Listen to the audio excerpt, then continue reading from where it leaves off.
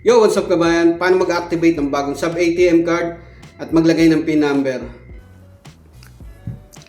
Bali, i-activate na natin siya. Andyan po yung hotline sa likod ng ATM. I-prepare nyo lang yung ikama number nyo pati.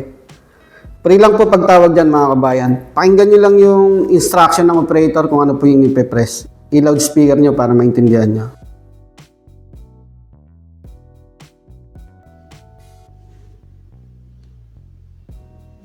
مرحبا بكم في هاتف الأول.